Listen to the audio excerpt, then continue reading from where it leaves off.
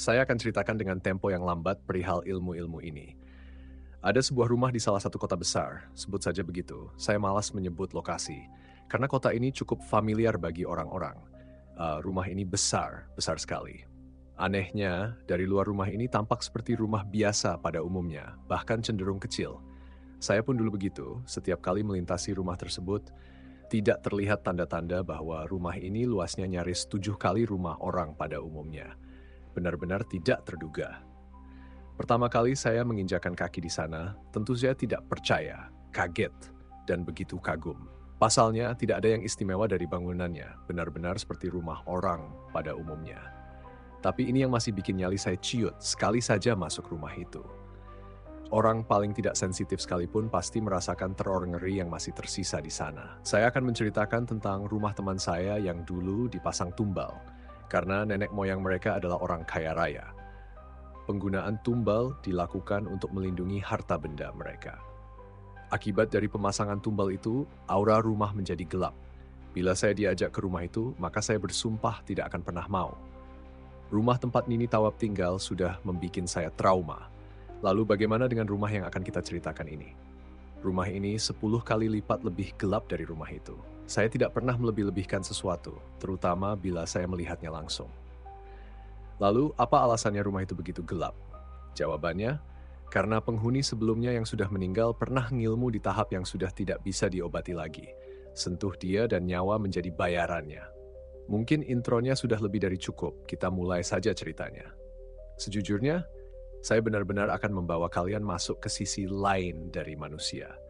Kenapa manusia itu sangat unik? Tidak ada yang bisa menebak jalan pikiran maupun perbuatannya, bahkan orang yang kalian pandang paling baik sekalipun. Di mata orang lain, seseorang bisa menjadi mimpi buruk terbesar yang bahkan tidak pernah kalian bayangkan sifatnya sebelumnya. Begitu pula dengan Badarsem. Di mata tetangga, beliau adalah wanita tua yang sangat dihormati, disegani, begitu diagung-agungkan. Namun di belakang semua orang, dia bisa menjadi mimpi buruk bagi orang lain. Tak terhitung seberapa jauh dirinya menekuni seni ilmu hitam. Yang paling tua hanya berbekal darah keturunan yang dimiliki. Dia menerima sepenuh hati ajaran dari gurunya sampai di titik tertingginya.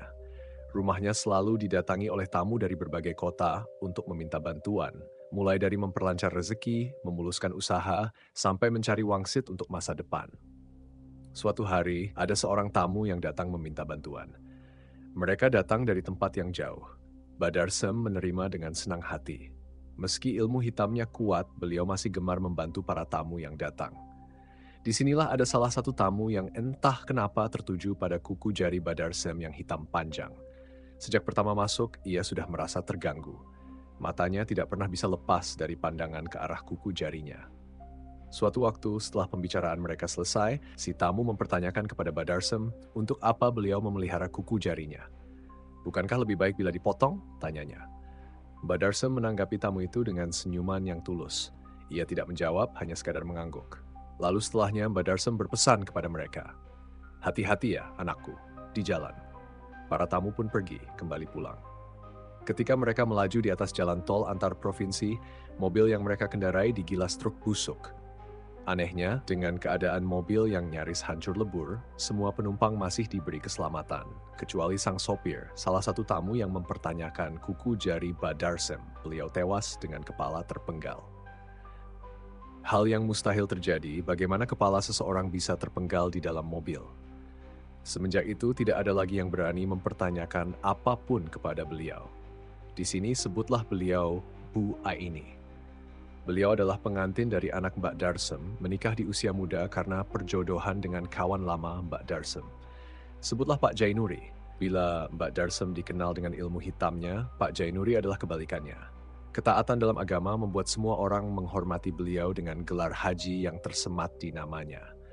Sampai saat ini saya masih mencari korelasi bagaimana hubungan ini bisa terjadi. Namun yang saya tahu hanya Mbak Darsem menemui Pak Jainuri, lalu menawarkan anak perempuannya agar diperistri oleh anak lelaki kesayangannya.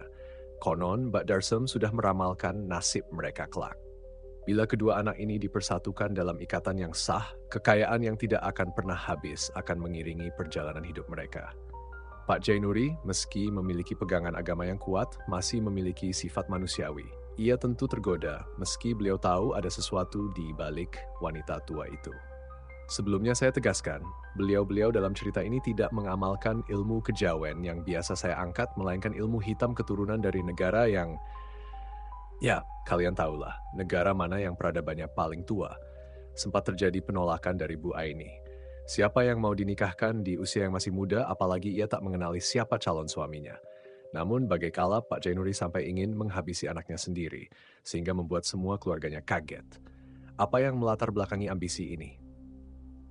Akhir cerita ini, mereka tetap dinikahkan, meski penuh muslihat dan paksaan. Lalu apa yang terjadi? Entah bagaimana Mbak Darsem meramalkan hal itu, karier anak kesayangannya melesat tinggi, bagaikan uang tak ada habis-habisnya, sehingga di rumah beliau sinting. Namun disinilah semua bermula. Aini, menantu dari Mbak Darsem, mulai mengetahui segalanya. Apa yang melatar belakangi kekuatan wanita itu? Suatu malam, saat suaminya belum pulang, Aini seorang diri di dalam rumah bersama Mbak Darsem. Rumah itu terlalu besar bagi mereka berdua. Mbak Darsem memiliki kebiasaan aneh. Setiap kali senja datang, ia akan mengurung diri di dalam kamar, mengunci pintu, tanpa ada satupun orang yang tahu apa yang beliau lakukan di dalamnya. Aini selalu penasaran dengan hal ini. Mbak Darsem sendiri orang yang tertutup, tidak banyak bicara, sehingga membuat Aini merasa sungkan bila terjebak berdua di dalam rumah ini. Suatu ketika, setelah maghrib, Aini berjalan menuju dapur. Di lorong yang panjang, ia harus melewati kamar Mbak Darsem. Hal yang sudah Aini ketahui sejak pertama menginjakan kaki di rumah ini adalah dari dalam kamar Mbak Darsem selalu tercium aroma kemenyan yang dibakar.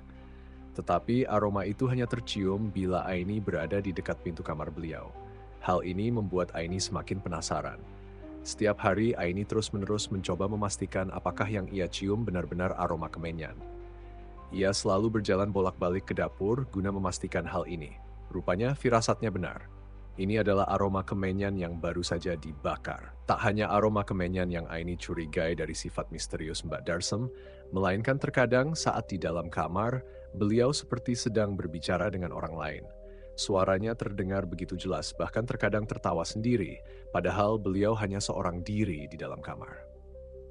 Semua rentetan kejadian ini semakin membuat Aini merasa takut. Beberapa kali ia menceritakan hal ini kepada suaminya, anak dari Mbak Darsem sendiri, namun beliau selalu berkata untuk tidak ikut campur dengan apa yang dilakukan oleh ibunya. Namun, dasar sifat Aini yang susah diatur, ia benar-benar penasaran dengan apa yang dilakukan oleh ibu mertuanya. Suatu ketika, ada sesuatu yang sangat jarang terjadi, di mana Mbak Darsem tidak mengunci pintu kamarnya saat senja sudah tiba. Tentu saja, hal ini membuat Aini tertegun. Ia terdiam sebentar, melihat ke arah pintu yang sedikit terbuka, sementara suara Mbak Darsem terdengar dari dalam. Beliau sedang berbicara dengan seseorang, beberapa kali juga memanggil sebuah nama. Aini mendekatkan diri, mencoba mencuri dengar kepada siapa ibu mertuanya bicara. Dengan jelas, beberapa kali Mbak Darsem menyebut nama lawan bicaranya dengan panggilan Siti. Lalu ada kalimat lain mengikuti, mulai dari dibikin susah, dibikin mati, atau dibikin tersiksa sampai mati. Hal ini membuat Aini merinding. Pasti ada sesuatu yang terjadi, sesuatu yang melibatkan mertuanya. Dari niat mencuri dengar, terbesit pikiran untuk sekadar mengintip. Aini menepi, melihat ke arah belahan bilik. Di sana, dia melihat isi kamar Mbak Darsem yang umumnya diselimuti kegelapan. Namun, samar cahaya dari tempat Aini melusup masuk membuatnya bisa melihat bayangan hitam sedang duduk di atas sebuah kursi kayu. Mbak Darsem duduk membelakangi Aini di sudut kamar yang paling gelap. Beliau masih berbicara, sesekali tertawa terbahak-bahak. Ia menyebut Siti terus-menerus. Jantung berdegup kencang. Aini memaksakan diri mencoba melihat lebih jauh isi kamar Mbak Darsem. Tiba-tiba, belum juga ia bergerak melangkah maju, Mbak Darsem yang sedari tadi berbicara sendiri tiba-tiba saja berhenti, diam, membuat suasana menjadi sunyi. Aini ikut terdiam. Tak lama kemudian, Mbak Darsem tertawa, namun nadanya terdengar berbeda dari biasanya. Figur mengenakan pakaian putih dengan rambut keriting panjang terurai di punggung terlihat oleh Aini. Sejenak, beliau menoleh, meski hanya sekelumit wajahnya melihat ke arah pintu. Di sanalah Aini melihat bayangan samar Mbak Darsem menatapnya dengan senyuman menyeringai. Tak lama, pintu bilik yang sedikit terbuka berderit sebelum menutup dengan sendirinya. Aini tak dapat berkata apa-apa. Ia termangu, merasakan ketakutan memenuhi dadanya. Ia diperingatkan. Suatu sore, Aini baru saja pulang dari tempat pengajian. Ia terkejut melihat mobil suaminya sudah terparkir di garasi rumah. Cepat-cepat, Aini berlari masuk. Suara ramai terdengar dari arah dapur. Suaminya tampaknya sedang berbincang dengan ibunya, Badarsem. Senang melihat semua orang berkumpul, Aini berniat bergabung. Ia membawa oleh-oleh di dalam tas, sebuah bingkisan berisi 30 tusuk sate yang ia beli sewaktu pulang. Namun, wajah Mbak Darsem berubah saat melihat tusuk sate yang tersaji di atas piring. Ada ketakutan di sana. Rasanya Aini belum pernah melihat hal seperti ini. Mbak Darsem lalu mendorong piring berisi sate hingga terbanting jatuh ke lantai. Aini terdiam sejenak, bingung. Tak lama kemudian, wanita tua itu pergi meninggalkan meja makan sebelum mengunci pintu kamarnya. Hal ini membuat Aini merasa tidak nyaman. Ia terus memikirkan kejadian ini. Meskipun suaminya sudah mengatakan bahwa lebih baik Aini melupakan semuanya. Sejak dulu, Badarsem memang tak pernah doyan sate. Malam harinya, Aini masih merasa tidak enak hati terhadap Badarsem. Berniat meminta maaf, ia keluar dari kamar dan melihat jam di dinding yang menunjukkan pukul 10 malam. Aini berjalan sendiri di lorong yang gelap menuju kamar wanita tua itu. Tetapi sesaat langkahnya terhenti. Langkahnya terhenti ketika sekilas ia melihat bayangan melintas di belakangnya, diikuti suara wanita yang sedang tertawa. Aini menoleh ke arah lorong tempatnya berdiri. Tidak ada siapapun, hanya dirinya seorang diri. Dengan jantung berdegup kencang, Aini lalu melanjutkan langkahnya. Ruang tempat kamar Badarsem sudah gelap. Aini berhenti tepat di pintu, tangannya terangkat siap untuk mengetuk, tetapi ada keraguan yang entah kenapa tiba-tiba muncul. Sejenak, Aini berpikir untuk mengurungkan niat, namun kejadian sore tadi benar-benar mengganggu pikirannya. Berkali-kali Aini sudah bersiap untuk mengetuk, tetapi hatinya seakan menolak keras sebelum tiba-tiba dari dalam kamar Badarsem terdengar suara lembut. "Masuk aja, nak. Aku tahu kamu di depan pintu." Aini terdiam mematung. Tak lama ia mendorong pintu perlahan sampai menimbulkan suara berderik. Kamar tempat Badarsem gelap, namun masih ada cahaya selintas dari jendela yang dibiarkan terbuka. Di atas ranjang terlihat Badarsem sedang menatapnya dari balik selimut yang membalut tubuhnya. Ia menyeringai. "Kesini, nak," katanya sembari melambaikan tangan. Aini mengangguk, lalu berjalan mendekati wanita tua itu. Ini adalah kali pertama bagi Aini melihat isi kamar dari wanita yang terasa asing kehadirannya, meski mereka sudah terikat dalam ikatan keluarga. Dengan hati-hati, Aini berjalan sembari matanya melihat ke sana kemari, memperhatikan setiap detail yang ada di dalam kamar. Entah kenapa, kamar ini memiliki sesuatu yang berbeda dengan kamar lain. Terasa lembab dan dingin. Selain itu, ada perasaan tidak nyaman saat berada di dalamnya. Badarsem tersenyum lebar. Ia menepuk perlahan kasur miliknya, meminta Aini untuk duduk di sampingnya. Aini menurut. Ia berjalan mendekat sembari matanya masih awas melihat sekeliling sebelum pandangannya terhenti pada sebuah meja. Aini terdiam melihat sesajen di atasnya. Bagi orang seperti mereka yang memiliki darah keturunan, menggunakan sesajen tentu adalah hal yang ganjil. Benda ini memiliki keterikatan dengan budaya penduduk lokal, sesuatu yang tidak dimiliki oleh keluarganya ataupun keluarga suaminya. Lalu, untuk apa semua ini? Tak hanya sesajen yang ada di atas meja, tetapi juga tercium aroma kemenyan yang rupanya diletakkan di sudut-sudut ruangan. Aini semakin tidak mengerti ajaran apa yang dipakai oleh mertuanya. Kenapa berbanding terbalik dengan abahnya? Saat itu, Badarsem membelai rambut Aini. Aini lalu menjelaskan bahwa ia tidak bermaksud melukai perasaan mertuanya. Ia hanya tidak diberitahu terlebih dahulu oleh suaminya tentang makanan yang tidak disukai oleh beliau. Anehnya, Badarsem tidak menjawab kata-kata Aini. Ia hanya tertawa terus membelai rambut panjang hitamnya. Wanita tua itu benar-benar terlihat berbeda. Ia seperti bukan Badarsem yang biasanya. Hal ini membuat Aini mulai tidak nyaman. Ia merasa risih dengan bagaimana wanita tua itu memperlakukannya. Saat ia berniat untuk kembali ke kamarnya, wanita itu menggenggam tangannya erat, melotot. Tak punya pilihan, Aini pun menemani beliau. Badarsem mendekatkan dirinya pada tubuh Aini, meletakkan kepalanya di atas bahunya. Tak lama wanita tua itu tertawa. Ketika itulah Aini tiba-tiba teringat dengan suara tawa yang sebelumnya ia dengar saat berada di lorong rumah. Sejujurnya, belum pernah Aini diperlakukan seperti ini sebagai menantu oleh Badarsem. Wajar bila dirinya merasa curiga. Namun, bila beliau bukan Badarsem, lantas siapa yang saat ini sedang bersamanya? Sosok itu menunjukkan wujud menyerupai wajah mertuanya. "Gak usah takut, nak, tidak akan kuapa-apakan kamu," ujar Badarsem membuat Aini semakin tidak percaya. Di tengah pikirannya yang berkecamuk, tiba-tiba terdengar suara berderik dari arah pintu. Seseorang melangkah masuk. Itu adalah suami Aini, anak kandung dari Badarsem. Ia berdiri di muka pintu, lalu berjalan mendekati mereka sebelum menarik tangan istrinya. Bersama-sama, mereka pergi meninggalkan ruangan itu. Saat itulah Aini melihat ke arah Badarsem yang masih menyeringai. Tak ada sepatah kata pun keluar dari mulut suaminya. Ia seperti tak ingin membahas hal ini. Sesampainya di dalam kamar, pria itu melemparkan ponselnya ke atas kasur sebelum melemparkan diri, melanjutkan tidurnya. Aini yang masih merasa aneh mengambil ponsel milik suaminya. Di sana, wanita itu mulai memeriksa apa yang bisa ia temukan. Sampai akhirnya, ia terhenti pada sebuah pesan singkat yang baru saja dikirim oleh ibunya. Di sana tertulis, "Jangan biarkan Siti bermain-main dengan istrimu ya nak. Jemput dia sekarang di dalam kamarku. Cepat!" Aini tidak mengerti bagaimana menjelaskan semua ini. Bukankah Badarsem sedang bersamanya? Lalu, siapa yang mengabari suaminya agar menjemput dirinya? Sejak saat itu, secara tidak langsung, Aini jadi mengerti bahwa mertuanya bukan sembarang orang. Hal ini juga menjawab segala pertanyaan, kenapa rumahnya sering didatangi orang-orang yang meminta tolong dengan berbagai keperluan ganjil. Seperti ketika Badarsem memberikan lidah kambing kepada tamunya, maka bisa dipastikan bahwa tamu tersebut ingin membunuh seseorang, dan Badarsem menyanggupinya. Namun, bila yang diberikan adalah sobekan daun pohon jati, itu artinya si tamu yang akan mati dalam waktu dekat. 2 tahun menjalani bahtera rumah tangga, Aini akhirnya menyampaikan kabar bahagia kepada suaminya. Ia baru saja dinyatakan positif hamil. Mendengar hal ini, wajah suaminya tiba-tiba menegang. Secara kebetulan, tatapan pria itu mengarah ke pintu kamar Badarsem. Di sana, mereka melihat wanita tua itu tersenyum menyeringai kepada mereka sebelum akhirnya menutup pintu kamarnya. Malam itu, saat kehamilan sudah berusia 7 bulan, Aini seorang diri di dalam rumah. Suaminya sudah mengatakan kepada dirinya bahwa Jidha, nenek dalam bahasa Arab, akan menjemput dirinya. Ia hanya perlu menunggu sebentar lagi, sementara suaminya belum bisa pulang.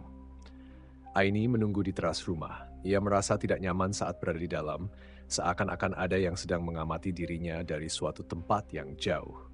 Sementara Badarsem pamit pergi sejak 1 minggu yang lalu, entah kemana Aini tidak tahu. Hanya dirinya seorang yang ada di sini. Lelah dengan badan yang membawa beban, sementara hari kian bertambah gelap, Aini memutuskan masuk ke dalam rumah. Berniat untuk menyandarkan tubuhnya di sofa ruang tengah, namun tiba-tiba pendengarannya teralihkan pada suara berderit dari pintu kamar Mbak Darsem yang terbuka. Aini tahu kemungkinan besar itu adalah Siti, jin peliharaan yang dipelihara oleh Mbak Darsem. Aini mengetahuinya setelah memaksa suaminya sendiri untuk menceritakan siapa yang selalu menemani wanita tua itu. Pasalnya, setiap malam Aini seperti mendengar Badarsum berbicara dengan seseorang. Aini berdiri dari tempat duduknya, berniat melangkah pergi keluar dari pintu. Namun, secara tiba-tiba pintu yang seharusnya tidak pernah dirinya kunci tidak dapat Aini buka. Bahkan ketika ia menggedor-gedor pintu dengan keras, tidak ada satupun orang yang mendengarnya. Aini terjebak. Ia tersudut di belakang pintu sembari melihat ke arah lorong, tempat sesuatu terlihat sedang merangkak mendekati dirinya. Untuk pertama kali, wanita itu bisa melihat sosok jin yang selama ini menjadi peliharaan Badarsem. Wujudnya tinggi dengan rambut panjang yang menyentuh lantai. Kuku jarinya hitam runcing, sementara wajahnya seperti wanita tua dengan hidung yang panjang. Aini diam pasrah, membiarkan sosok itu menjilati bagian perutnya. Malam sudah larut. Jida dan Abah baru saja tiba. Setelah mesin mobilnya mati, mereka langsung mencari Aini, namun wanita itu tidak juga ditemukan. Sampai akhirnya terdengar suara wanita yang sedang bersenandung dari dalam kamar Badarsem. Abah dan Jida mendekat, membuka pintu. Di sana, Aini sedang duduk bersenandung seorang diri sembari membelai lembut perutnya. Jida bersiap berlari mendekati Aini, namun Abah segera menghentikannya. Di bawah kaki Aini, Abah melihat ada sesosok makhluk yang sedang mengendus perut Aini dengan hidung panjangnya. Malam itu belum pernah Abah semarah ini. Ada alasan yang tidak bisa dijelaskan kepada semua orang. Dasar pemicu dari kemarahan ini tentu saja sesuatu yang tidak disangka. Seorang mertua yang tega melakukan tindakan sekeji ini, memberi makan peliharaannya dengan sukma dari janin yang belum lahir. Abah meminta Jida yang kebingungan untuk keluar sebentar. Awalnya Jida tidak mengerti kenapa Abah memintanya keluar, padahal jelas-jelas Aini ada di depan mereka, sedang duduk melihat ke arah mereka. Abah tidak mengatakan apapun, ia tetap meminta wanita itu keluar. Tanpa tahu apa yang terjadi, Jida menuruti menutup pintu. Tak lama kemudian, Abah mendekat. Ia berjalan menuju ke tempat anaknya yang sedang tersenyum, membelai perutnya yang sudah membesar. Sementara itu, sosok berhidung panjang hanya melotot menatap Abah. Di luar, Jida seorang diri berdiri di balik pintu, tampak mulai sedikit was-was. Ia tahu siapa suaminya. Bila ia menunjukkan gelagat seperti ini, itu berarti ada sesuatu yang janggal. Namun apa hubungannya dengan Aini, putrinya, sampai ia merasa belum pernah seseram ini? Tiba-tiba suasana di dalam rumah terasa benar-benar berbeda. Tak bisa dijelaskan dengan kata-kata. Rumah ini yang seharusnya sunyi dan sepi, tiba-tiba terasa ramai. Lalu dari jauh terdengar suara orang-orang yang sedang berbicara satu sama lain.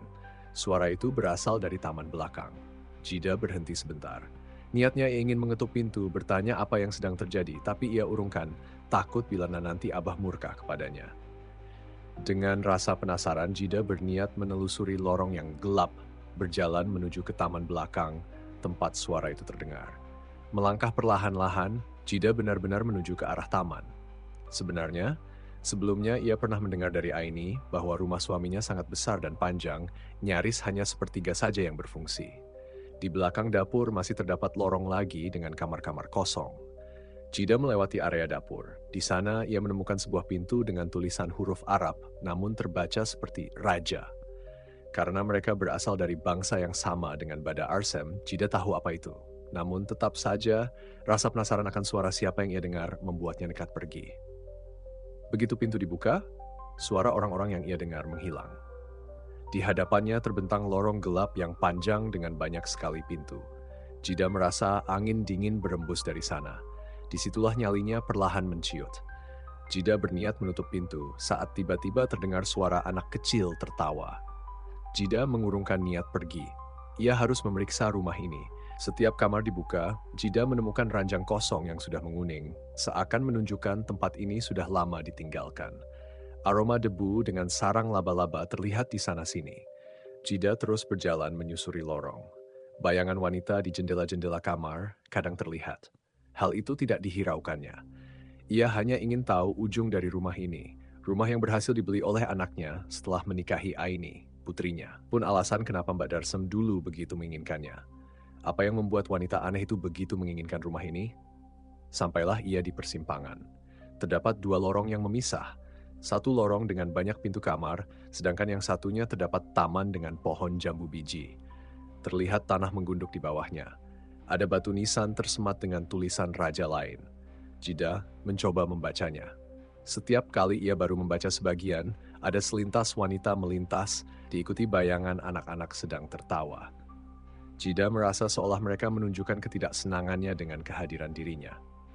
Tapi ia masih begitu penasaran apa yang sudah dilakukan oleh wanita itu. Jida nekat membaca raja yang tertulis di batu nisan sebelum seseorang menarik bajunya yang panjang. Sembari menggeram, ia meminta Jida untuk tidak melihatnya, karena tubuh dan wajahnya hancur seperti daging yang ditumbuk. Anak itu memohon agar Jida segera pergi.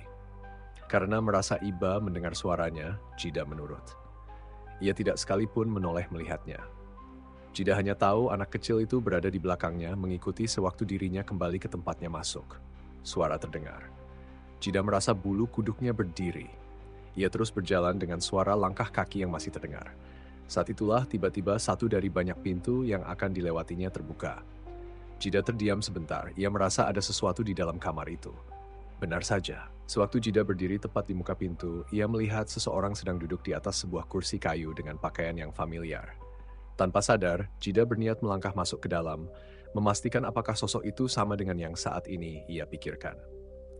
Postur tubuhnya sama, gaya rambut sama, pakaian sama. Hanya saja, kegelapan kamar menyamarkan rupanya. Jida melewati pintu dari semua raja yang ia lihat, yang kebanyakan berbentuk binatang. Raja yang ada di dalam kamar ini berbentuk seorang manusia dibungkus dengan kain kafan dominan hitam. Jida berdiri di hadapan sosok itu mencoba menelisik. Rupanya, seperti yang ia duga, sosok itu tak lain adalah Mbah Darsem. Namun ada yang berbeda dengan dirinya. Ia hanya diam, menyeringai saja tidak mengatakan apapun. Jida tahu ini bukan Mbah Darsem, melainkan jin yang menyerupainya. Wanita itu berniat pergi. Tetapi baru beberapa langkah, pintu kamar menutup dengan sendirinya. Jida terperangkap, berdiri tepat di belakang pintu, menatap Mbak Darsem yang sosoknya mulai menghitam. Lehernya seperti terpenggal, Diikuti tangannya yang menyerupai boneka, bergerak maju mundur saat wanita itu berdiri dari kursinya. Itu adalah kali pertama Jida merasa tempat ini tidak layak bagi dirinya. Ia mulai membaca seruan ayat yang sangat ia kuasai. Namun sosok yang mendekatinya pun sama lihainya. Tidak ada satu ayat pun yang terlewat. Jida memejamkan mata terus melantunkan. Mereka berdua membaca bersama-sama, hanya saja suara Jida terdengar seperti suara yang hampir menangis, terutama saat ia membelainya. Tak lama, pintu lalu terbuka. Wanita itu pergi berlari meninggalkan kamar diikuti suara tawa makhluk itu seakan sedang menertawakan dirinya. Jida tahu ia tak sekuat Abah dalam menghadapi makhluk seperti ini. Tanpa ragu, wanita itu membuka pintu kamar. Di sana, ia melihat Abah dengan darah berlumuran di perutnya. Aini masih duduk di tempatnya, sementara Abah berada di sudut ruang, menatap Jida dengan wajah mengibah. Saat itulah Abah mendekati Aini, menarik tangannya, membawa mereka berdua keluar dari dalam kamar. Jida tidak mengerti apa yang baru saja terjadi. Namun, sesaat sebelum pintu tertutup, ada suara melengking tertawa. Jida tak bertanya kepada Abah. Ia tak mau harga diri pria itu jatuh. Semenjak saat itu, Aini tidak diizinkan kembali ke rumah itu. Meski suaminya sudah menjelaskan kali ini ia akan turut menjaganya. Abah menolak keras, mengutuk agar Badarsem yang menemui dirinya bila ingin melihat Aini kembali ke rumah itu. Saat itulah wanita itu akhirnya datang. Abah dan Badarsem sudah lama berteman, mereka sudah tahu sama tahu. Namun kejadian malam itu tidak dapat dimaafkan. Berkali-kali Abah menasihati Badarsem agar tidak mengikuti jejak gurunya. Tapi tak ada yang lebih keras dari kepala wanita itu. Bahkan saat wanita itu kehilangan kesabaran, di depan Abah, Badarsem berkata, "Kamu ini masih anak kecil, gak usah menasihati lagi bila tidak mau lehermu putus di sini." Abah tertawa, lalu menjelaskan apa yang sudah dilakukan oleh Sitik. Namun Badarsem beralasan bahwa peliharaannya hanya menjaga Aini dan kandungannya. Tidak ada keinginan bagi dirinya untuk menghabisi keturunannya. Abah tetap saja tidak percaya. Saat itulah Mbak Darsem akhirnya benar-benar merasa tersinggung. Ia berkata kepada Abah bahwa anak yang nanti dikandung oleh Aini akan berjenis kelamin perempuan dan wajahnya akan menyerupai dirinya saat ini. Untuk itu, setiap selepas maghrib, ia akan mengirim peliharaannya untuk menjaga janin dalam kandungan Aini. Apa yang dikatakan oleh Mbak Darsem membuat Abah benar-benar was-was. Setiap selepas maghrib, pintu rumah sudah dikunci, sementara Abah mengaji di ruang tengah. Jida bersama Aini di dalam kamar. Seperti yang dikatakan oleh Mbak Darsem, tiba-tiba suasana rumah menjadi berbeda, lebih dingin, lebih mencekam. Beberapa kali Aini seperti mendengar suara tanah yang digesek oleh sapu lidi. Suara itu berasal dari luar jendela kamar. Anehnya, Jida tidak merasa mendengar suara itu. Aini ingin bertanya, namun ia urungkan. Semakin malam, suara itu semakin intens. Aini pun berdiri melangkah mendekat ke jendela. Jida yang melihat gelagat Aini yang aneh mencoba mencegahnya. Namun, dasar Aini yang keras kepala, ia menyibak Gordon dan melihat keluar. Hanya jalanan yang sepi tanpa ada satupun orang melewatinya. Lantas, dari mana suara itu berasal? Aini bersiap membuka jendela karena rasa penasaran sudah tidak dapat ia tahan lagi. Saat itulah Aini melihatnya. Sebentuk binatang melata dengan bulu hitam merayap pergi meninggalkan rumah Aini. Wanita itu sontak menjerit sebelum kembali menutup pintu. Saat itulah Abah muncul. Ia menjelaskan bahwa Badarsem benar-benar mengirim peliharaannya, entah dengan tujuan apa sebenarnya. Wanita itu seperti tidak ingin melepaskan Aini barang sedetik saja. Esok, ia akan mengirim lebih banyak. Aini hanya perlu mengurung diri di dalam kamar.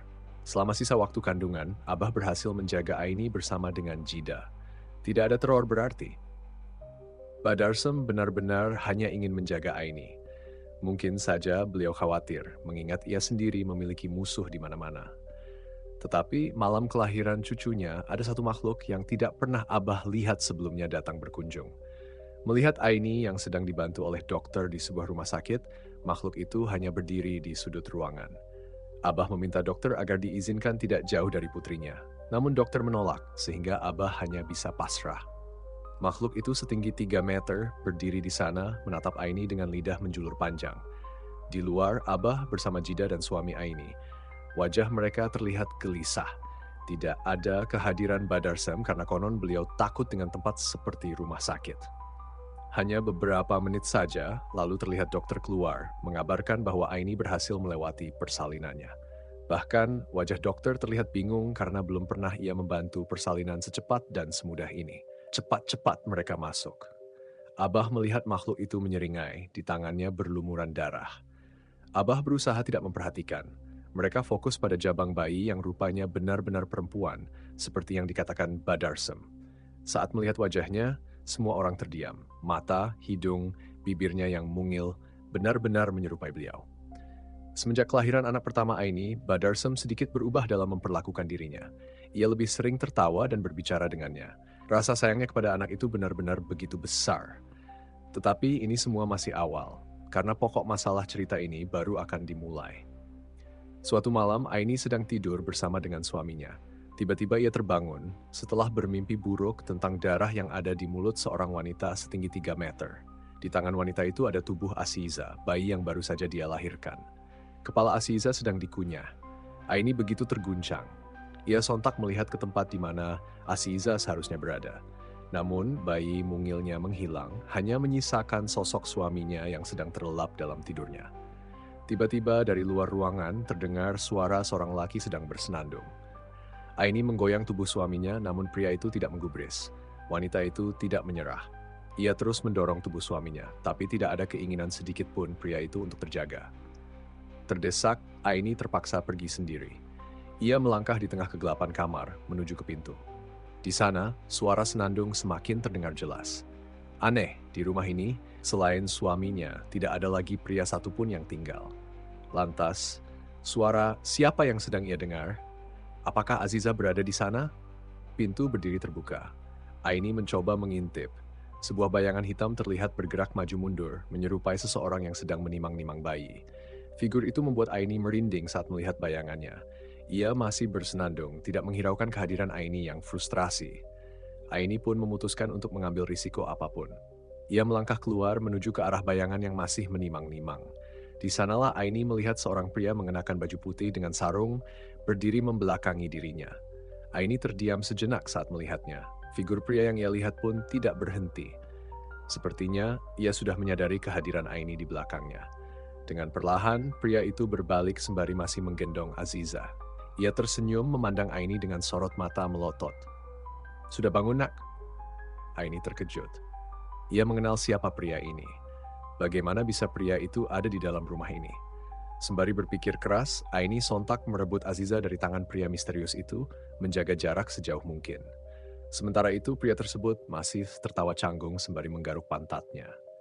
Tak lama, lampu menyala. Dari arah kamar, suami Aini melangkah keluar memandang ke arah pria itu sembari bergumam canggung. "Bapak kok bisa? Kapan pulang?" Pria tua itu tertawa lagi. Sembari menggaruk pantat, ia berjalan pergi masuk ke kamar Darsem. Aini kembali masuk ke kamar. Di sana, mereka berbincang tentang bagaimana Pak Zainal, yang biasa dikenal dengan Pak Zain, bisa pulang setelah nyaris 2 tahunan dijebloskan ke dalam rumah sakit jiwa. Banyak desas-desus yang dulu tersebar mengenai pria ini. Aini merinding setiap mengingatnya karena perilakunya yang semakin lama semakin menyimpang. Meski berat, suami Aini bersama dengan Badarsem akhirnya menjebloskan beliau ke dalam rumah sakit jiwa. Tetapi Abah yang mendengar berita ini sempat tidak percaya. Mengingat Abah sangat dekat dengan Pak Zain, ada kejadian menarik di mana, meski sudah pulang, perilaku Pak Zain terkadang masih ganjil. Ia sering melotot ke beberapa sudut rumah. Terkadang ia berjalan menuju tempat-tempat dalam hanya mengenakan sarung bertelanjang dada, sembari membawa tasbih. Ia akan kembali saat maghrib tiba. Tidak hanya itu, ketika malam menjelang, Aini sering mendengar suara dari arah kamar Badarsem. Abah berteriak-teriak layaknya orang gila. Hal ini membuat Aini semakin kewalahan karena Aziza juga terus-menerus menangis, sementara Badarsem tidak lagi pernah pulang ke rumah. Sampai suatu hari, Pak Zain tak lagi terlihat pulang. Suami Aini menjelaskan bahwa ayahnya sedang pergi menunaikan sebuah tugas yang ia sendiri tidak tahu. Namun, kepergian Pak Zain diikuti oleh kedatangan Badarsem. Wajahnya tampak begitu murka. Rasanya belum pernah Aini melihat Badarsem seperti ini. Ia sering tertawa sendirian sembari duduk, menenggak minuman-minuman keras. Wanita itu benar-benar terlihat menakutkan. Namun ketika di depan Aziza, wajahnya kembali ceria, tampak bahagia. Tetapi saat malam tiba, rumah ini dipenuhi oleh sesuatu yang mengerikan. Aziza sering terjaga, diikuti tawa sembari menunjuk-nunjuk sesuatu di atas dengan tangannya yang mungil. Setiap kali Aini menoleh untuk melihat apa yang ditunjuk oleh bayi mungilnya, ia tidak melihat apapun. Namun, di waktu yang bersamaan, Aini merasa bahwa mereka sedang diperhatikan oleh sesuatu yang tidak bisa ia lihat. Beberapa kali juga di dalam kamar, Aini melihat sekilas bayangan putih melintas begitu saja. Aziza terus tertawa cekikikan. Melihat itu, Aini menjadi was-was. Tak lama, tiba-tiba dari arah pintu terdengar suara ketukan. Aini terenyak sejenak sebelum akhirnya mendekat. Ia membuka pintu perlahan sembari menggendong Azizah. Namun aneh, ia tidak melihat siapapun di depan pintu.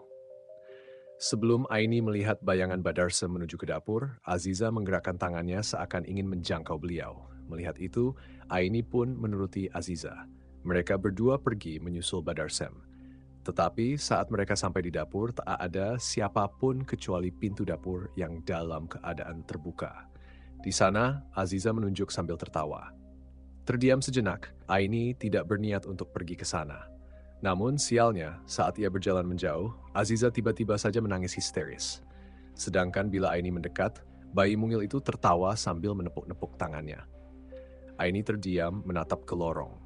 Gelap sekali. Tak ada pilihan lain, Aini pun nekat dengan harapan di sana ia bisa bertemu dengan Badarsem.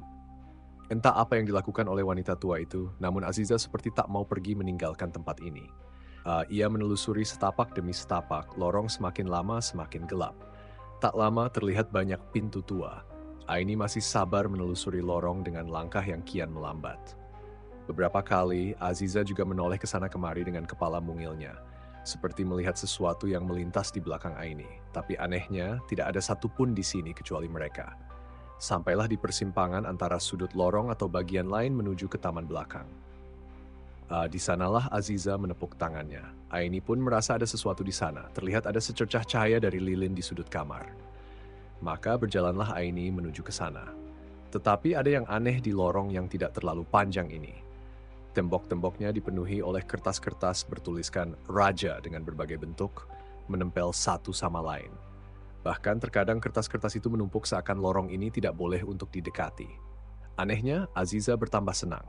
Aini tertuju pada salah satu tulisan Raja yang terbentuk dari seorang lelaki telanjang dengan tanduk dan taring. Aini dapat membaca dengan jelas tulisan tersebut. Ada sebentuk kalimat tentang nama jin yang dulu pernah ia dengar dari Abah. Bulu kuduk wanita itu berdiri. Aini berniat untuk kembali. Anehnya, Aziza seperti tahu apa yang akan dilakukan oleh ibunya. Ia mulai berteriak, merengek, menangis, bahkan sampai hati menjerit serta meronta, membuat ibunya tidak punya pilihan lain selain berjalan sampai ke sudut pintu dan membukanya. Sampailah ia di sudut lorong. Aini berdiri di depan pintu melihat satu tulisan Raja yang tertulis dengan jelas untuk tidak pernah membuka pintu ini. Aini melihat Aziza yang tertawa cekikikan.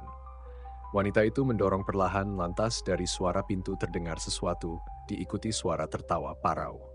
Aini melihat sebuah ruangan kosong dengan sebatang lilin yang diletakkan di tengah-tengah ruang. Tidak ada apapun lagi, kecuali satu ranjang tua yang berada di sudut tembok. Di atasnya terlihat sesuatu yang menggumpal, tertutupi oleh selembar kain berwarna putih. Aini tidak tahu apa itu. Dasar sudah sejauh ini, Aini yang awalnya ragu berada di tempat ini, tiba-tiba saja tubuhnya bergerak dengan sendirinya. Ia begitu penasaran, kenapa tidak ada yang pernah sampai ke tempat ini. Apa yang sedang disembunyikan oleh Mbak Darsem? Aini berdiri di depan selembar kain putih. Sembari menggendong Aziza, satu tangan Aini menarik kain itu. Terlihat sesuatu yang familiar mulai tampak jelas. Ketika kain sudah tersibak, Aini melangkah mundur. Jantungnya berdebar-debar dengan kencang. Ia tidak percaya Mbak Darsem menyembunyikan hal sinting seperti ini. Aini melihat seorang anak muda yang kemungkinan berusia 16 tahun terbujur kaku dengan wajah pucat.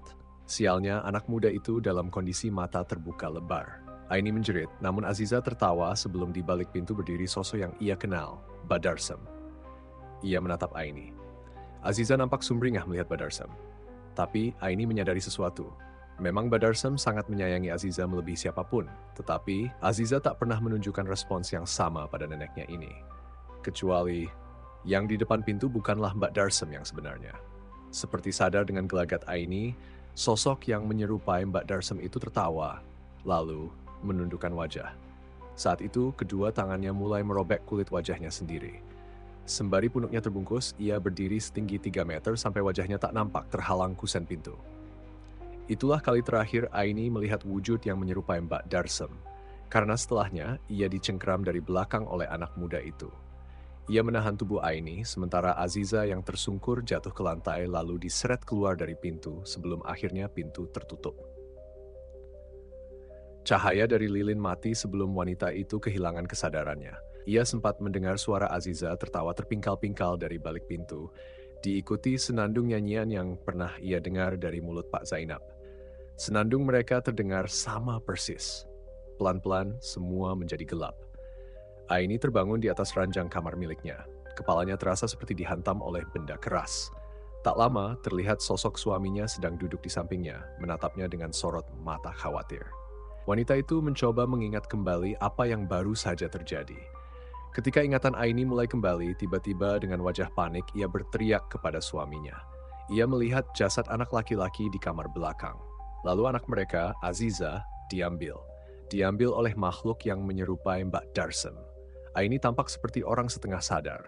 Suaminya hanya menatap Aini dengan sorot mata bingung, seperti tidak mengerti kata-kata yang keluar dari mulut istrinya. Ia mencoba menenangkan Aini dengan menyuruhnya agar kembali beristirahat.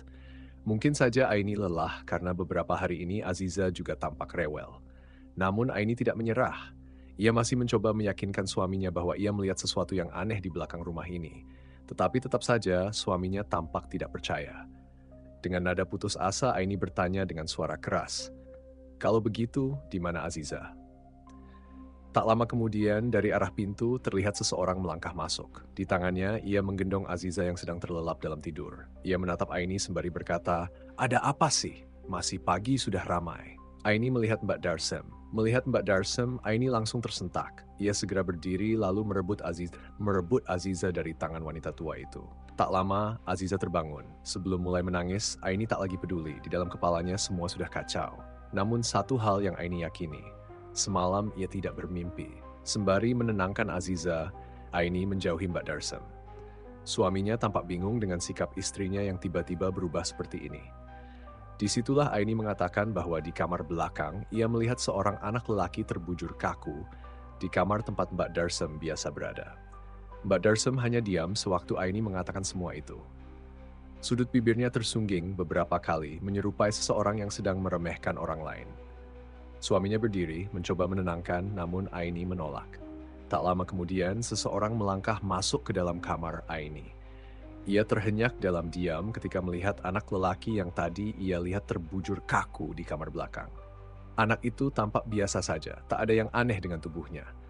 Mbak Darsem lalu menjelaskan bahwa anak itu adalah pasien biasa yang datang kepadanya. Meski wanita tua itu menjelaskan setiap detail, termasuk siapa anak itu, Aini masih merasa janggal. Banyak pertanyaan di dalam benaknya. Suatu hari, Pak Zain pulang. Untuk pertama kalinya, Pak Zain dan Mbak Darsem saling berhadapan. Suasana di dalam rumah menjadi semakin tidak nyaman. Kamar tempat Mbak Darsem biasa tinggal tidak lagi ia tempati. Wanita tua itu kini memilih pindah ke kamar belakang, sementara Pak Zain tetap ada di dalam kamarnya. Sesuatu seperti akan datang ke rumah mereka, Aini bisa merasakannya. Di suatu malam, Aini tak kunjung bisa tidur karena Aziza juga tengah terjaga. Matanya terbuka lebar, sementara di sampingnya, suami Aini sudah terlelap. Tiba-tiba dari luar kamar terdengar suara-suara ramai. Langkah kaki berlalu lalang membuat Aini penasaran. Wanita itu ingin sekali melihat apa yang sedang terjadi. Sejak kehadiran Pak Zain di rumah ini, Aini selalu merasa dirinya tidak lagi bisa tenang. Ditambah lagi, Mbak Darsem juga terlihat semakin aneh. Ia sering datang membawa anak-anak muda berusia sekitar 15 hingga 18 tahun. Hal janggal lain yang Aini perhatikan adalah penampilan Mbak Darsem. Ia tak lagi pernah mengikat rambutnya, melainkan membiarkannya terurai. Panjang rambutnya nyaris menyentuh lantai. Mbak Darsem membiarkan rambutnya begitu saja. Matanya seperti orang yang tidak pernah tidur. Berbeda dengan Bada Arsem, Pak Zain tampak lebih segar. Ia sering tertawa sendiri sambil mengangkat kakinya di ruang tengah seperti ada yang membuatnya senang. Tetapi baik Mbak Darsem maupun Pak Zain tak ada yang saling berinteraksi meskipun mereka suami istri. Mbak Darsem selama berminggu-minggu terus membawa anak-anak muda. Mereka dibawa masuk sebelum malam, pergi keluar saat fajar datang. Aini tidak pernah tahu apa yang sebenarnya Mbak Darsem lakukan. Anak-anak muda ini didapat dari rumah orang yang pernah menjadi pasien Mbak Darsem. Mungkin memang tidak ada yang aneh dengan anak-anak muda ini bila melihat kali pertama Mbak Darsem membawanya. Namun, Aini pernah melihat dalam kurun waktu 1 minggu, terdapat satu anak yang sudah pernah 3 kali dibawa oleh Mbak Darsem. Penampilannya tampak payah, pucat, letih. Yang paling menakutkan dari ini semua adalah sudut mata mereka terkadang mengalirkan darah. Ia menutup wajahnya saat Aini tidak sengaja memperhatikan. Mbak Darsem hanya tersenyum menyeringai kepada dirinya saat melihat wanita tua itu sedang mengantarkan bocah-bocah itu pergi. Ada satu kejanggalan lain yang Aini sadari tentang Mbak Darsem. Saat ini beliau lebih sering lapar. Pernah Mbak Darsem murka, mendorong meja atau membanting piring di dapur hanya karena tidak ada makanan. Padahal pagi tadi Mbak Darsem sudah menghabiskan ayam utuh seorang diri. Aini benar-benar kebingungan dengan perubahan sikap wanita tua itu. Terkadang saat Aini tak lagi punya opsi memasak makanan untuk beliau karena membutuhkan waktu yang tidak sebentar, tiba-tiba pandangan wanita tua itu teralihkan pada kucing-kucing liar yang biasa lewat depan rumah. Wanita tua itu akan memungutnya lalu membawa masuk binatang itu ke kamar belakang. Aini tidak pernah tahu apa yang diinginkan Mbak Darsem dengan binatang itu. Namun, firasatnya mengatakan ini bukan hal bagus karena sepanjang perjalanan wanita itu bergumam sembari tertawa gila. Yang jelas, perubahan sikap Mbak Darsem benar-benar berbanding terbalik dengan perubahan sikap Pak Zain yang semakin lama terlihat semakin baik. Ia tak lagi bertelanjang dada, melainkan mengenakan pakaian-pakaian bagus dan harum, bersih, tak seperti Pak Zain yang pertama Aini lihat. Aini mulai membuka pintu. Ia mencoba melihat kegelapan ruang tengah. Terlihat bayangan sosok wanita sedang duduk di atas sofa membelakangi dirinya. Tidak hanya satu sosok saja yang Aini lihat, melainkan beberapa lagi di sudut-sudut. Wajah mereka tidak dapat Aini lihat dengan jelas. Saat itulah suaminya menarik lengan Aini. Ia berkata bahwa lebih baik tidak ikut campur dalam pertempuran antara Bak dan ibunya bila tak mau terseret dalam pertikaian mereka berdua. Aini mengangguk. Untuk kali ini, dia menurut. Sebelum mereka menutup pintu, sosok di balik sofa menoleh melihat ke arah mereka. Wajahnya sama persis dengan sosok berhidung panjang yang menjilati kandungannya dulu, Siti. Untuk apa makhluk itu di sana? Semenjak perkataan suaminya, Aini tak lagi peduli dengan apapun yang terjadi di rumah ini. Berbulan-bulan ia lewati sampai Aziza bertambah dewasa dan mampu mengatakan sesuatu sebagai ucapan pertamanya. Sebagai anak pertama, tentu kalimat pertama yang keluar dari mulutnya menjadi bagian yang paling dinantikan. Ia menyebut nama Siti sebagai kalimat pertama sembari memandang sosok yang ada di belakang Aini. Bocah itu tersenyum sembari menepuk-nepuk tangannya. Aini berusaha tidak memedulikan lagi kehadiran makhluk yang bersemayam di dalam rumah ini. Sampai terjadi sesuatu yang menggelegar. Semenjak kehadiran Pak Zain di rumah ini, ia tentu melarang pasien-pasien Mbak Darsem untuk datang, mengancam serta mengusir mereka dengan keras. Perbuatan Pak Zain ini membuat Mbak Darsem murka. Suatu siang, Mbak Darsem menjerit histeris di dalam kamar. Aini dan suaminya yang terkejut lantas mendatangi mereka. Di sana, Pak Zain sedang tidur dengan posisi bersantai, sementara Mbak Darsem melotot dengan wajah letih. Entah apa yang sedang mereka bicarakan, tetapi Mbak Darsem terlihat jauh berbeda dari kali terakhir Aini melihatnya. Kulitnya putih sampai urat ototnya terlihat. Matanya merah seakan pembuluh darahnya pecah. Dari sela kuku jarinya meneteskan darah yang mengotori lantai rumah. Pak Zain tampak tenang. Ia hanya tertawa sambil berkata, "Mau apa kamu? Nggak usah nekat melawan suamimu ini. Sudah bertobat saja, sudah tua kamu." Mendengar itu Mbak Darsem lalu pergi. Tetapi entah Pak Celin sadar atau tidak, Mbak Darsem sempat tersenyum mengerikan ketika ia berbalik. Berjalan dengan langkah kaki tertatih, sewaktu meninggalkan ruangan ini, wanita itu sepertinya sedang mempersiapkan sesuatu. Aini merasa tidak tenang. Ia berkata kepada suaminya untuk membawa Azizah pergi saja ke rumah Abah. Namun, sang suami berkata bila tidak ada yang perlu dikhawatirkan. Apa yang Aini lihat sudah sering terjadi, pertengkaran biasa antara suami dan istri. Namun tetap saja Aini gelisah. Firasatnya berkata akan terjadi sesuatu yang gawat. Aini mondar-mandir sembari menenangkan Aisyisa. Belum pernah anak ini menangis selama ini. Saat itu suaminya berkata bila nanti sore ia pergi. Katanya ibunya ingin ia bertemu seseorang. Mendengar itu Aini sontak murka. Ia langsung melangkah pergi melewati suaminya yang masih mencoba menghentikannya. Sewaktu melewati ruang tengah, Aini terhenyak melihat Mbak Darsem sedang duduk. Matanya terlihat letih, napasnya tersegil sambil tersenyum. Ia berkata kepada Aini, "Jangan pergi." Ya, Aini tidak bisa menjawab. Badarsem lalu berusaha berdiri meski terlihat susah payah. Belum pernah Aini melihat wanita tua itu semenderita ini. Di bibirnya ada luka borok. Ia mendekati Azizah, membelai kepala anak itu yang menangis semakin kencang. "Nanti si Mbak datang ya, Du," bisiknya. Suaminya benar-benar pergi. Selama matahari tenggelam, Aini mengurung diri di dalam kamar, mengunci pintu. Ia berusaha menenangkan Aziza yang masih menangis.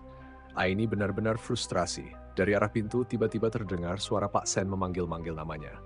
"Nak, kenapa pintunya dikunci? Bapak ingin bicara sesuatu. Penting ini buat anakmu juga." Lihat, dia menangis terus. Aini hanya diam saja balik pintu. Ia benar-benar bingung. Lama tak digubris oleh Aini, Pak Sen hanya berpesan, "Kalau butuh sesuatu, Bapak ada di kamar ya, Nak." Bapak merasa nggak enak saja sama Aziza. Ya sudah, kalau begitu.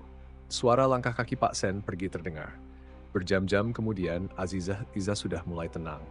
Aini menidurkan bayinya di atas ranjang, sementara dirinya mondar-mandir. Ada sesuatu yang membuatnya tidak tenang. Dari arah pintu, terdengar suara handle pintu sedang dibuka.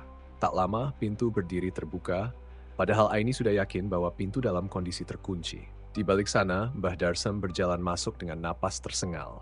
Wajahnya tertutup oleh rambutnya yang berubah mengkritik panjang. Ia melihat Aini sebelum menoleh ke arah Aziza. Ia mendekat sembari melangkah tertatih-tatih. Wanita tua itu menuju ke tempat Pat Aziza yang tidur.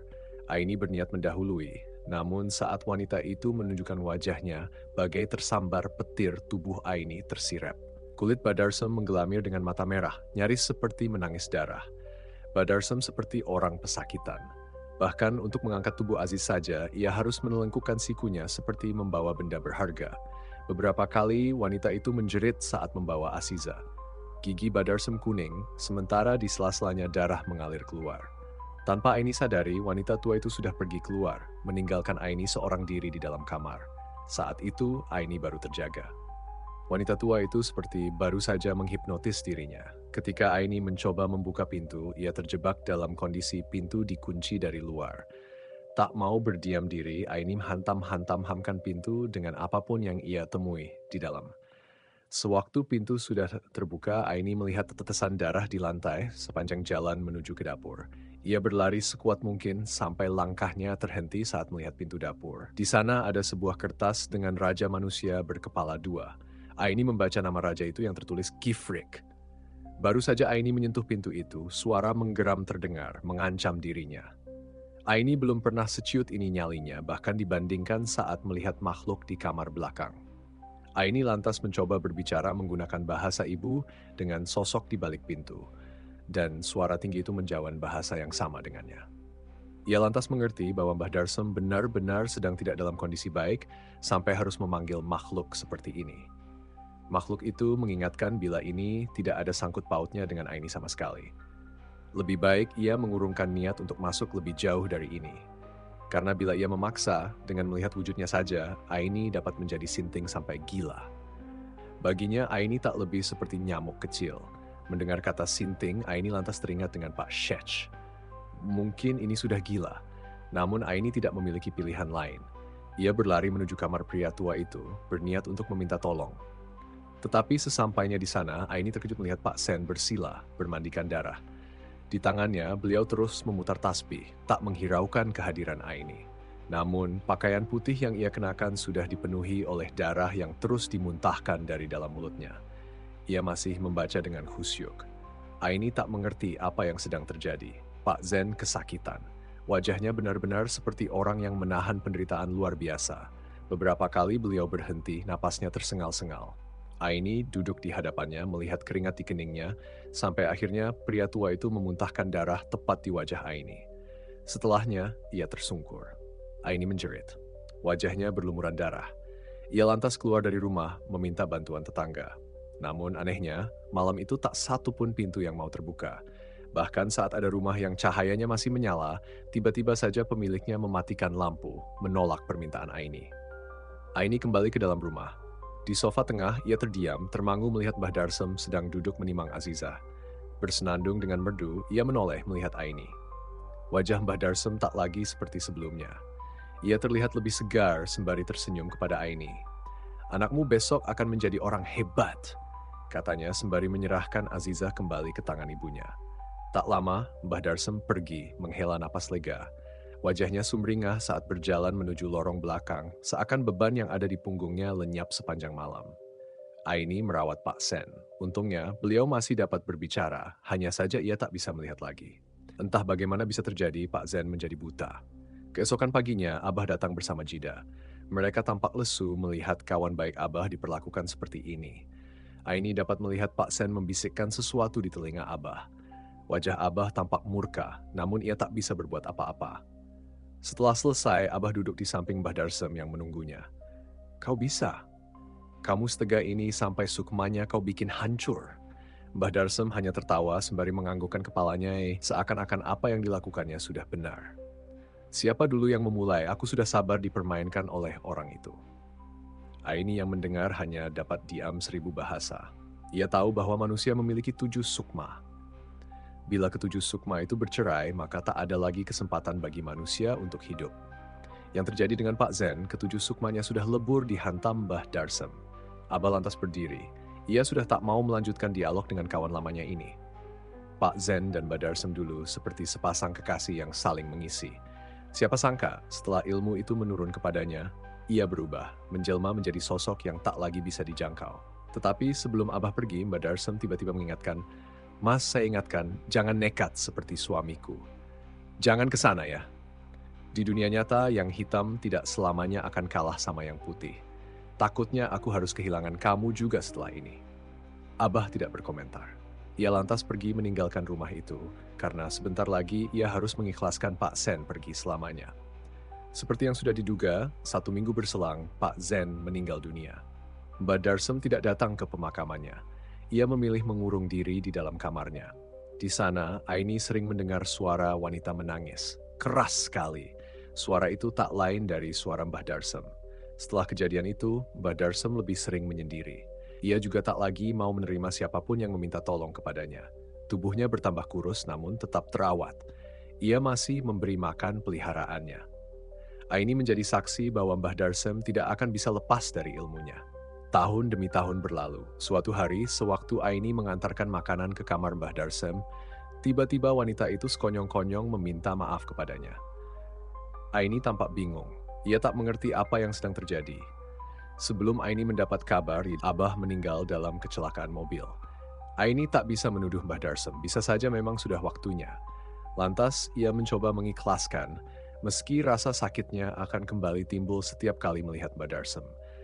Kondisi tubuh Mbah Darsem sendiri semakin memprihatinkan. Tapi anehnya setiap kali diajak ke rumah sakit, beliau akan menolak keras. Bahkan bila dipanggilkan dokter, Mbah Darsem berteriak, mengancam akan membuat masalah kalau sampai ada dokter yang berani menginjakan kaki di rumahnya. Lelah dengan segala perlakuan Mbah Darsem, keluarga akhirnya menyerah. Mereka membiarkan wanita itu kesakitan. Waktu berselang. Suatu hari saat Aini pergi bersama sekeluarga, mereka terkejut melihat Mbak Darsem dalam kondisi jatuh di kamar mandi. Melihat kondisinya yang sangat parah, mereka membawa Mbak Darsem ke rumah sakit. Selang jarum infus terpasang di kedua tangannya.